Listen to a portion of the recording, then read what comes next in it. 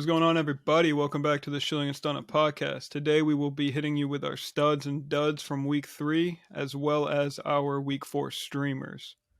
Starting off the list at quarterback, I got Trevor Lawrence. He was my first stud.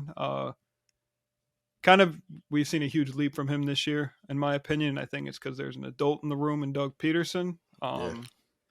Moving over to running back, I got 2, James Robinson, Khalil Herbert. Khalil Herbert averaged 7.85 a carry, which is crazy because Montgomery averaged over 8 the week before. Yeah. James Robinson, I don't think it's sustainable. Once Jacksonville starts losing games, if they do, I do think it'll be the ETN show. But while they're winning games and close, they're going to be able to run the ball with their power back, essentially. Wide receiver, I got Hollywood Brown, 17 targets, 14 catches, 140 yards. Phenomenal, 28 points in PPR. Tight end, I got Jelani Woods. So Jelani's the tight end that I loved coming out in the draft this year. Unfortunately, we didn't get him, but we did get Jake Ferguson, so I'm cool with that.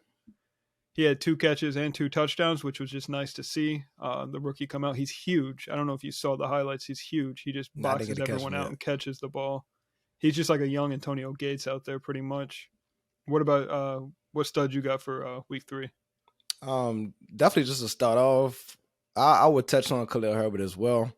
Man, he looks good. You know what I mean? He's a beast. And as long as David Montgomery is out, you know what I mean? This is a guy you want to have on your roster.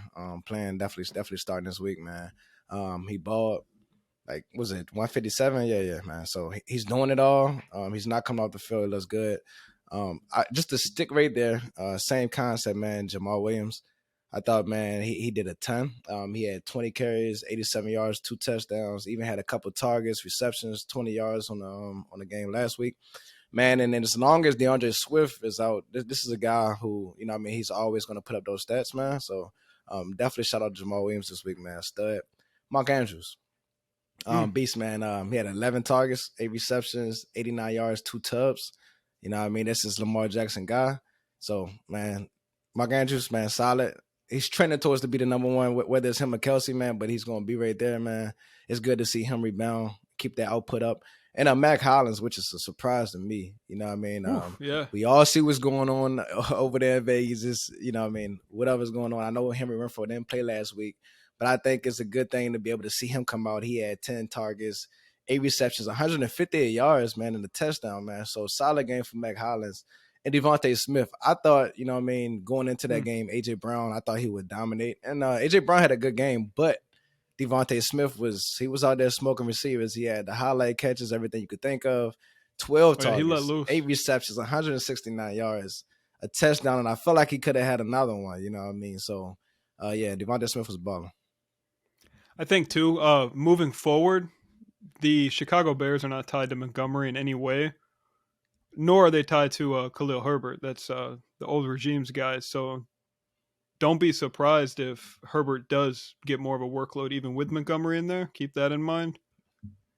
On the other side, Jamal Williams, if Swift is out, Jamal is a must start.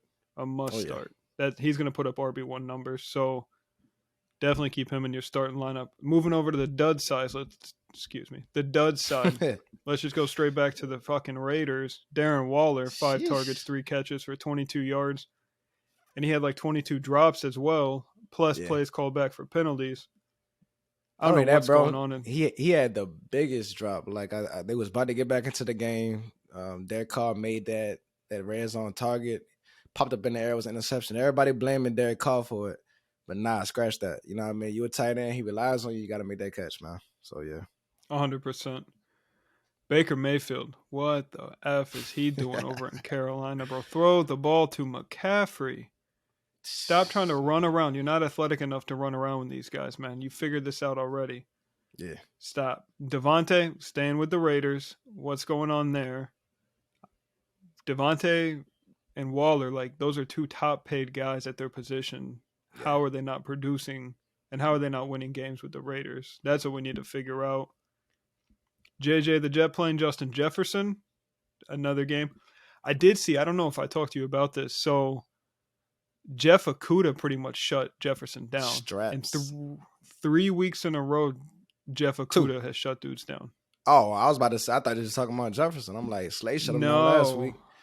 You know what I mean? He might want to go ahead and strap up and kind of get back on the winning side of things and ball out this week because right now, 2 weeks back to back against good corners, he hasn't shown up. Yeah, he better take his ass to Europe Sunday morning and ball out for me. Aaron Jones, another dud. He just didn't produce in general, and he fumbled. So that'll round out my duds for week 3. Yeah, tough game too, man. I think just to start off, I'll stay right there at the running back position. Daryl Henderson, man. I don't know what happened, right? I think we all seen that first game. Thought that, at least he would come in and do what Cam Akers wasn't doing, make an impact. Everybody kind of hopped on the hype train a little too early. But then this week, man, it's kind of strange, man. He only had 4 rushing attempts for 70 yards and 1 target. You know what I mean?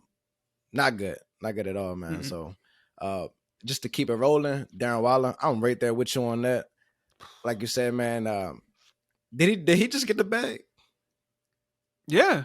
When you got the bag, man, you got to show up, man. So I don't know what's going on. Drop the ball, bro. Yeah. So I don't know what's going on in Vegas, man. Listen. Top tight end, y'all got a ton of weapons. The target's not even there right now, which kind of scares me right now, to be honest. But when you do get the opportunity, you got to make the most of them, and you haven't been doing so. So far, right, man, definitely another dud. Brandon Cooks, man. It was his birthday, man. Like, I ain't gonna lie, I almost played Brandon Cooks, man. I was like, bro, it's your birthday. I was like, man, this boy about to snap. Wrong. He got 7 targets, 2 catches for 22 yards, man. And I'm just like, damn, man. But yeah, Nico Collins looked better than him last week. I don't think that's something sustainable. I expected to see him rebound, but it wasn't a good game. Definitely a dud this week. Justin Jefferson, I'm right with you on that. I don't think we need to elaborate that on too much, man. I just think, man, he hasn't shown up. You know what I mean? As a guy who most people took with their top 3, top 4 picks, man, it's a lot of these top picks that haven't shown up, but him in the last 2 weeks, it hasn't been good, man. And then on to DJ Moore, who's on the other side of that Baker Mayfield connection, man. This is a guy who's been a top receiver in fantasy for like the last 3 to 4 years. This year, I don't know what's going on. Like, McCaffrey isn't getting output. Rombie Anderson, he had a good game. DJ Moore, hey, look, I don't know if you're on a milk jug, missing. We got to put a report. I don't know what's going on right now. You know what I mean? It's crazy because I don't even know how you fix it. But the guy's a playmaker. Give him the ball. But right now, he's getting the targets. He had 6 targets last week, 1 catch. It isn't looking good right now over there in Carolina. Hopefully they fix things, show some things up. But that's my last step of the week. Moving over to possible streamers for week 4. Mariota's not on my list, but I do think he's still a viable option. I think as Atlanta gets into these tougher games and they're forced to throw the ball a little more, that there is potential for a little more points out of Mariota. But when they're in these close games or they're winning a game, they're not going to rely on him nearly as much. They're going to be running the ball. But on my list, I do have Goff. Okay. He's owned in less than 4% of leagues, and this is on ESPN. Quarterback 11 on the year, so he is a QB1, and it's a decent matchup at home against Seattle without Jamal Adams, obviously. I do think this is going to be I think Detroit beats the piss out of Seattle this week. I really do. Are they in Seattle or Detroit? Detroit. Oh, yeah. They can go down. I think this is going to be like Dan Campbell's coming out party, bro. I think he might have something special for him. Yeah. Moving over, Alexander Madison is owned in less than 40% of leagues, ESPN as well. Only if Cook misses time is he a must start.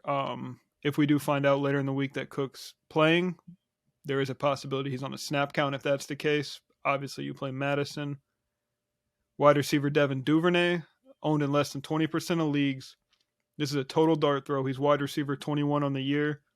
That does include a kick return touchdown, though. But you're relying on big play upside with him. He's not going to get 12 targets. He's not going to get 15 targets. Yeah, he's getting touchdowns, though. He might get 8. He might get 5. But you're relying on big plays over to tight end. Tight end is a shit show on the waiver wire. Yeah, so good luck there if you don't have one. Me included. You took my tight end, bro. Will Disley, he has scored a couple touchdowns this year, so you're pretty much just trying to get a tight end off waiver wires that you think can score you a touchdown. So I did throw him on there. He's tied in 11 on the year, but that's due to his touchdown upside. That's not a comfortable play, but after looking at what was available in our league, I was like, fuck it, Will Disley. Yeah, for sure. What about you?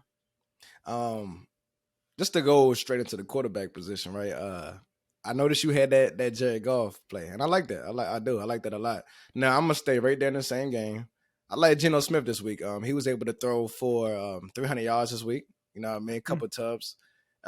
He looked good, and I think, you know what I mean, he's going against a very favorable matchup in Detroit. So this is a sneaky guy that you could put in there if you want to go ahead and grab Geno Smith this week.